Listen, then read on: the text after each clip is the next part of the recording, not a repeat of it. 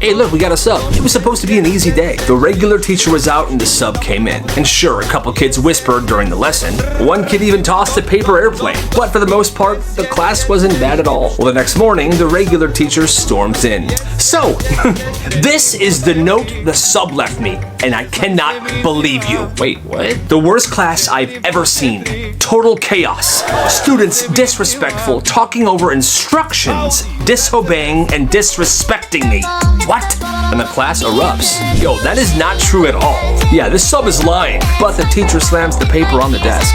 I will not hear it. Every single one of you needs to have a 5-page paper written and turned in tomorrow on why what you did was wrong. And the class didn't really know what to do because they know they weren't that bad, but the teacher was just gonna believe the sub's note. And the sub definitely lied. So there's this kid, Steven. Yo, the coolest kid in the entire grade. Everybody loved him. Well, one morning he's running late for school. He grabs his shoes, puts them on in the dark, and he bolts out the front door. Well, he gets to school and he looks down. His left shoe was a black high top. His right shoe was a white running shoe. Oh my god, no way.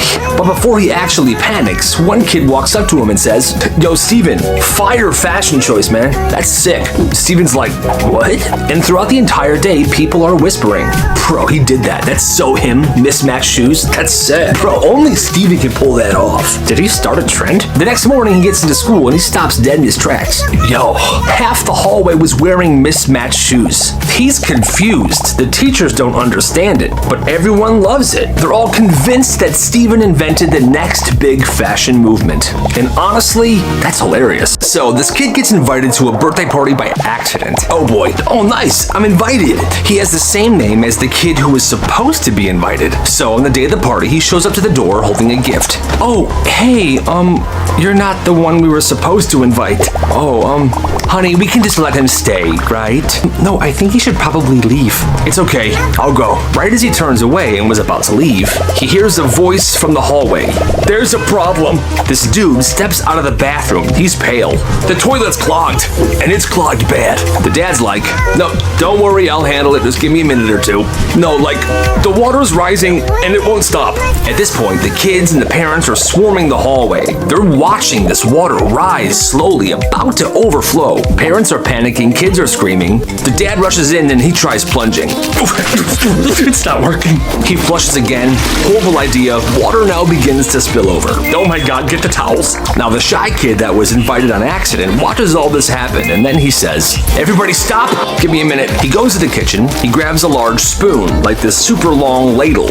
He takes the plunger from the dad, he goes into the bathroom and he shuts the door. He was in there for 5 minutes. Everyone's sitting outside waiting, it's completely silent. All you hear is swishing and plunging. What is happening? Milk! After 5 minutes, he steps out, calm, completely unfazed. "We're good, toilet's fine, everything's settled, and they cleaned the floor as well." "Hold on, let me see. Wow. The dad tests the toilet. "It works, and it's spotless in here." And everyone starts cheering. The kid's then like, "All right, I guess I'll go now." "No, you're staying. You're a freaking legend." The kid stayed and they had a great time. He made a lot of new friends that day, and he really did leave a legend. At one high school, a urinal went missing. It was just gone. It vanished from the boys' bathroom overnight, and the principal made it his mission. Every morning he got on the intercom. "If anyone knows anything, come forward, please. We must catch the bathroom bandit." Posters went up all around the school. The teachers thought this was funny, but the principal wasn't joking.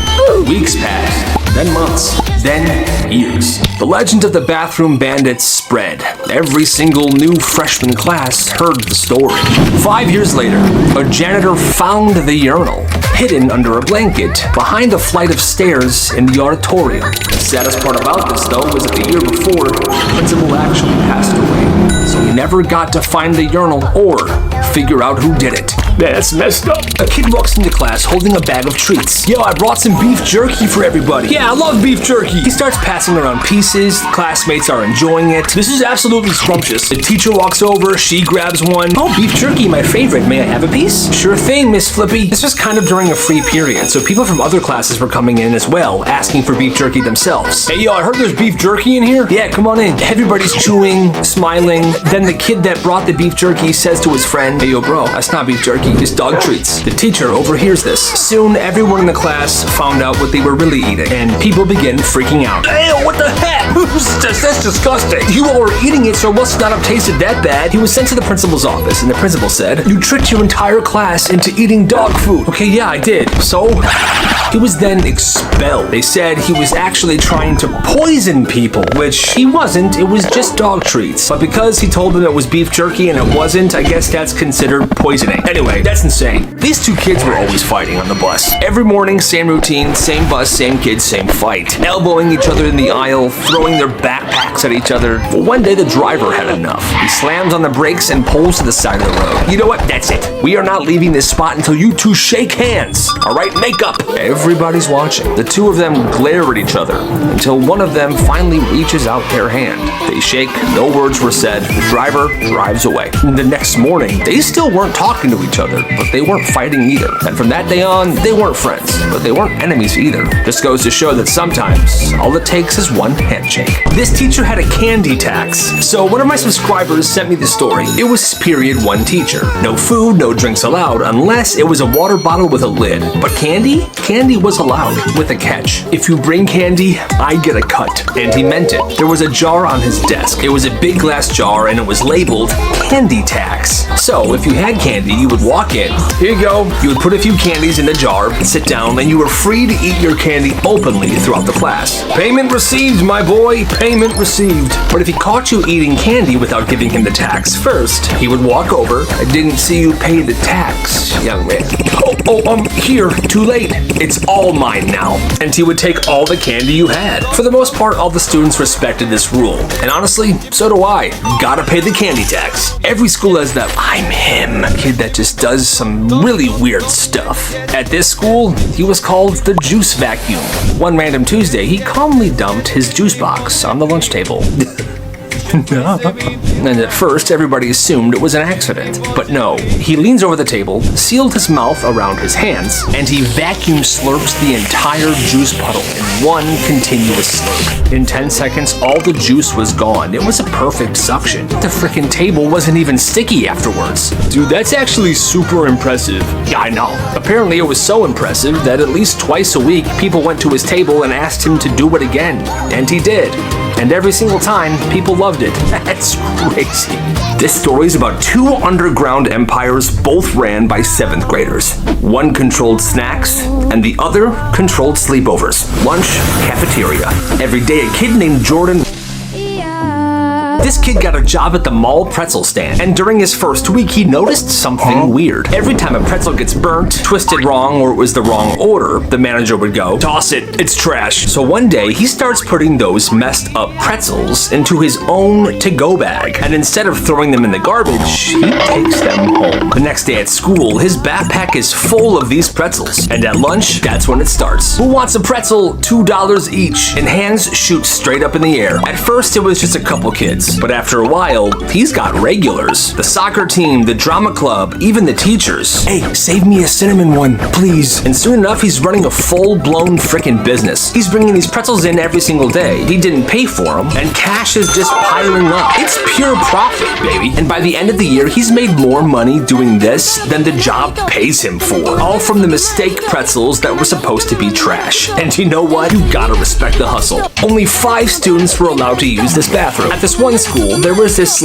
janitor hallway. It was where the janitors kept all their extra supplies and their mops and stuff like that. But in that hallway, there was a bathroom, a private bathroom, just for the janitors. Silent, spotless, fully stocked. Well, one student couldn't use the regular school bathrooms. He had major anxiety, and he had been written up 3 times for taking too long in the bathroom. Well, one day the janitor overheard him whispering to his friend, I can't go. It's really hard. I get anxiety.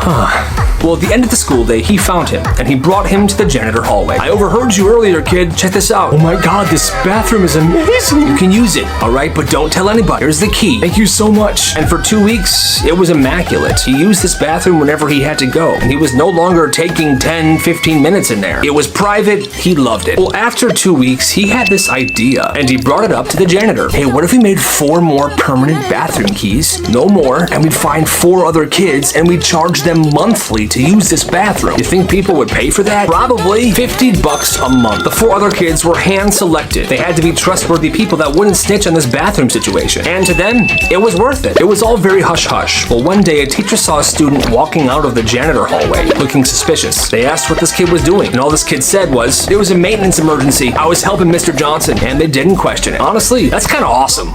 There's this one kid, Tyler, and he's got a lot of friends. What's up, I'm Tyler. And his friends are always sleeping over at his house. His mom's nice. A little too nice. Every time somebody spends the night, she hands them a toothbrush. "All right, Jack, this toothbrush is for you, and it'll always be yours for whenever you sleep over, okay?" "That's so nice, thank you." Cute, right? These kids liked it. They had their own toothbrush for any time they slept over at this dude's house. Well, a couple weeks later at lunch,